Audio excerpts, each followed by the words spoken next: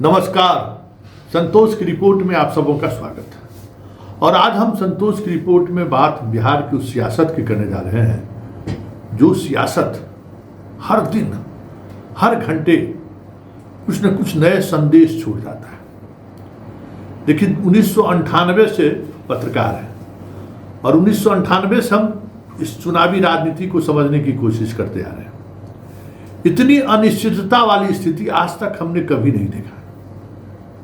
शुरुआती समय में जब सारे गठबंधन की बात सामने आई तो मेरा मानना था कि एनडीए 180 से 200 के बीच आराम से सीट जीत निकाल लेगा। वो लोग कहीं कोई दिक्कत नहीं, नीतीश हो, चिराग हो, बीजेपी सब साथ रहेंगे तो फिर कोई लड़ाई नहीं है। लेकिन हर दिन कुछ न कुछ ऐसा डेवलपमेंट होता आ रहा है कि लग रहा है जैसे ये चुनाव बहुत ही अलग तरीके का चुनाव की तरफ राज बढ़ रहा है, अलग तरीके से, जहां कोई लहर नहीं है, जहां किसी व्यक्ति के प्रति कोई आकर्षण नहीं है। न मोदी के प्रति से कोई आकर्षण दिख रहा है, न नीतीश के प्रति कोई आकर्षण दिख रहा है, न तेजस्वी के प्रति कोई आकर्षण दिख रहा है, न चिराग के प्रति आकर्षण दिख रहा है, न प्रशांत किशोर के प्रति आकर्षण दिख रहा है। मतलब एकदम अजीब तरीके का शांत शांत शांत, जबकि बिहार का चुनाव ऐसा नहीं होता है कभी। और उस बीच जिस तरीके की राजनीतिक दाव पॉलिटिकल पार्टी के लोग खेल रहे हैं वो और कंफ्यूज कर दे रहा है। अब चिराग को ही देखिए, 3 दिन पहले चिराग दरभंगा में कहा कि सीएम की कोई वैकेंसी नहीं है, नीतीश कुमार हैं और रहेंगे भी। वो हम बात फिर से सुना देते हैं क्योंकि ये समझना जरूरी है कि चिराग किस माइंडसेट में जा रहा है, किस माइंडसेट में जी रहा है, कुछ समझ से परे लग रहा है, ये सोच क्या रहा है। क्योंकि शुरुआती समय से ये खबर आ रही है कि चिराग और प्रशांत किशोर के बीच कुछ पक रहा है, लेकिन उस पकने के बीच भी इस तरीके की खबरें आती हैं। जरा सुनिए नीतीश को लेकर चिराग क्या कहा है। एक मजबूत एनडीए की सरकार जिसका नेतृत्व मुख्यमंत्री नीतीश कुमार जी कर रहे होंगे, जिसकी सोच एक विकास की सोच मेरे प्रधानमंत्री आदरणीय नरेंद्र मोदी जी की सोच वाली सरकार बिहार चुनाव के बाद, परिणामों के बाद एक मजबूत एनडीए की सरकार बनने जा रही है, ये पूरा विश्वास है मुझे।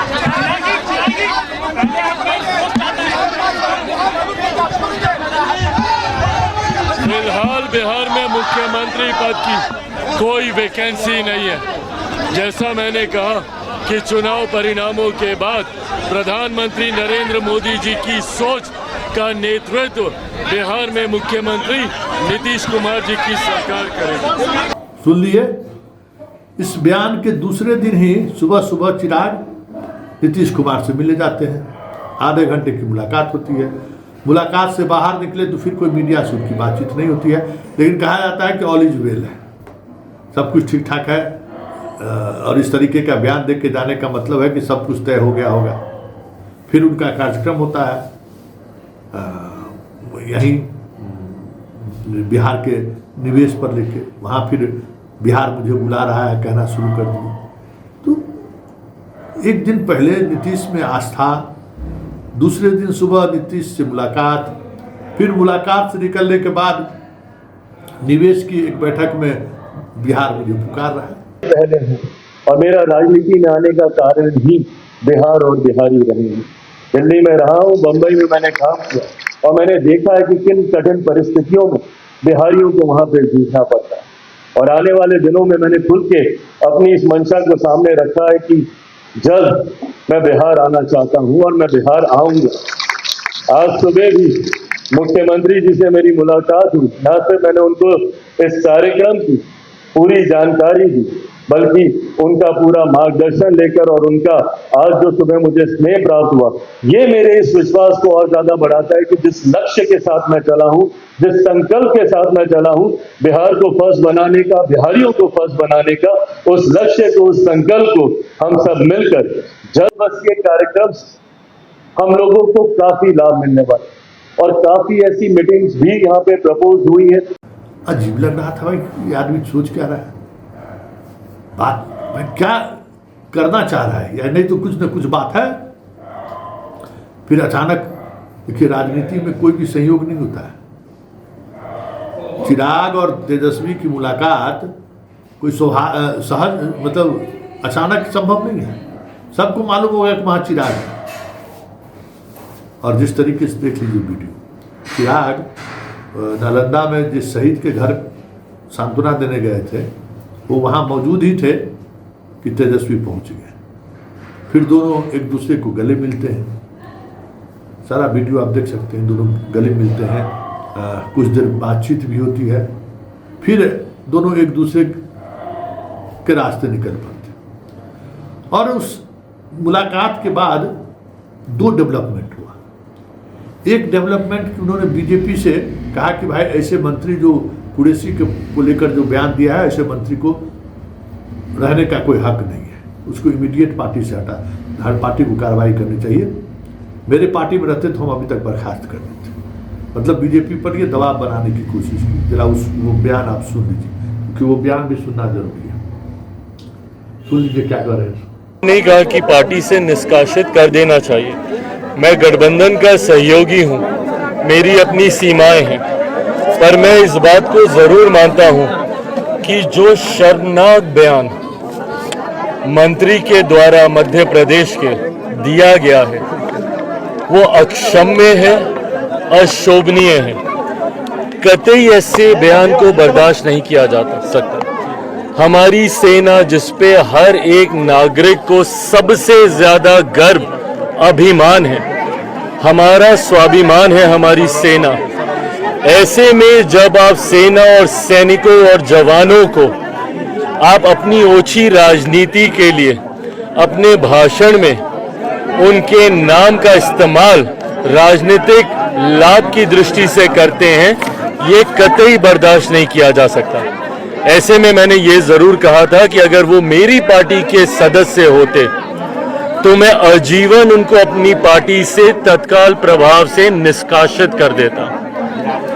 गठबंधन का मैं सहयोगी हूं, अपनी बात सुझाव को रख सकता हूं, मेरी सीमाएं हैं, उससे ज्यादा मैं दूसरे दल में हस्तक्षेप नहीं कर सकता हूं। सुन लिए। इस बयान के थोड़ी देर बाद ही पटना पहुंचे तो हुआ कि भाई लालू यादव को लेकर लोग आपत्तिजनक टिप्पणी कर रहे हैं। तो चिराग पासवान ने किस तरीके से इस बात पर रिएक्ट किया है, जरा इसको भी देख लीजिए। अरे प्रभु, मेरे लिए तो वो पिता तुल्य है। कौन कह रहा है सब? किसने दी लालू जी को गाली? कतई नहीं, कतई नहीं। देखिए, आपकी नीतियों से, आपकी कार्यशैली से जरूर एतराज हो सकता है, और अगर किसी ने दिया तो सबसे पहला व्यक्ति मैं खड़ा हूंगा अगर लालू जी के बारे में किसी ने कोई इस तरीके की टिप्पणी की। हाँ, नीतियों का जरूर हम लोगों ने विरोध किया है। मैं मानता हूं कि बिहार में सबसे ज्यादा पलायन हुआ तो वो इन्हीं के ही शासनकाल में हुआ। मैं मानता हूं कि बिहार बद से बदहाली की कगार पे गया तो इन्हीं के ही शासनकाल में हुआ। और आज की तारीख में इन बातों को जनता तक लेकर भी जाना जरूरी है, क्योंकि इस बार का जो फर्स्ट टाइम वोटर होगा उसको नहीं पता होगा कि वो 90 का दशक कैसा है, किस दौर से हम लोग बिहार को निकाल कर लेकर आए हैं। इन बात की जानकारी शायद आज के यंगस्टर्स को नहीं होगी, जो कि 20 साल, 22 साल, 25 साल के हैं। ऐसे में ये बातें भी उन तक पहुंचनी जरूरी है, और इसी सोच के साथ अगर इन बातों को किसी मंच पे रखा जाता है तो कतई उनको गाली नहीं दी जाती। और अगर किसी ने कभी, भगवान ना करे, अगर कुछ भी अपशब्द का इस्तेमाल किया तो सबसे पहले मैं उनके लिए खड़ा रहूंगा।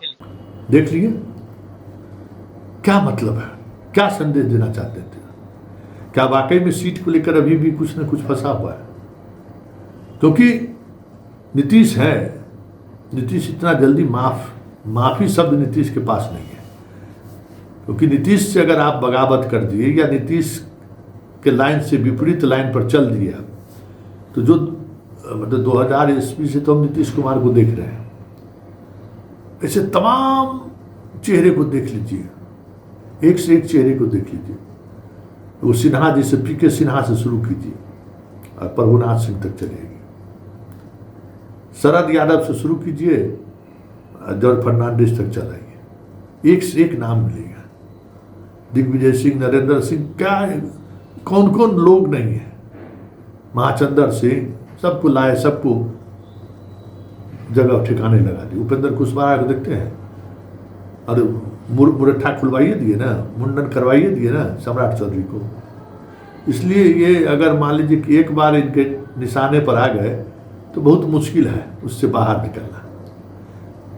तो 2020 का जो दर्द है ना, उससे नीतीश कुमार अभी भी बाहर नहीं निकल पाए और वो बार बार उनके बातचीत में भी झलकता है और उनके एक्शन में भी झलकता है। चिराग इस बात को लेकर असहज है, करें तो करें क्यों, क्योंकि पूरी तौर पर उन्होंने कह दिया है कि जो 2020 में जितनी सीटों पर मैंने चुनाव लड़ा था और मेरे साथ जो गठबंधन के साथी थे, मैं उनके साथ हूं, बाकी बीजेपी अपना जाने। ऐसी स्थिति में चिराग के लिए 20 से 25 सीट भी बहुत ज़्यादा हो लगेगा। 20 से 25 सीट भी बहुत है और चिराग समझ रहे हैं कि 20 से 25 सीट में काम बनने वाला है नहीं।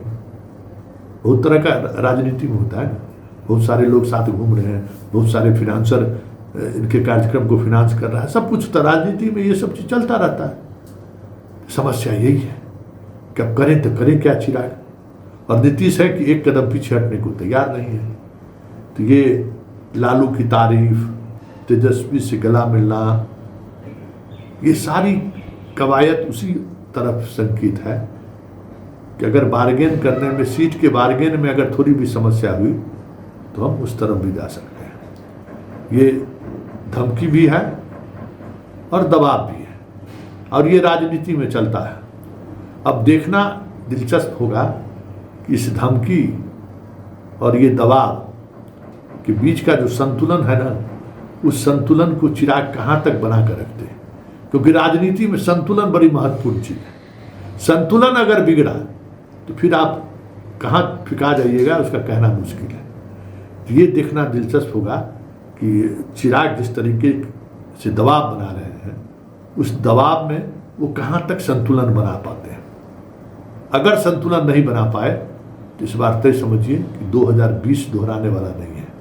तो फिर इस बार लड़ाई का आयाम पूरी तौर पर बदलते हुए दिख जाए तो कोई बड़ी बात नहीं। वैसे चिराग किसी भी परिस्थिति में लालू के पास नहीं जा सकते। फिर एक ही रास्ता है जिसको लेकर शुरू से राजनीतिक विशेषज्ञ मानते आ रहे हैं कि चिराग का आसरा प्रशांत किशोर है, और ये सारी कवायद कहीं न कहीं उसी तरफ बढ़ने का संकेत के तौर पर देखा जा सकता है।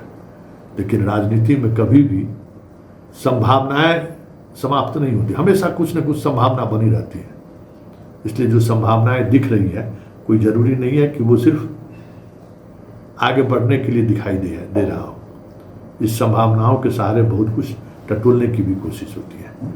देखिए आगे आगे होता है क्या, लेकिन इतना तय है कि चिराग जिस मुश्किल में है इस बार, इस मुश्किल से निकलना चिराग के लिए बहुत ही आसान नहीं होना है, बहुत मुश्किल है इस बार।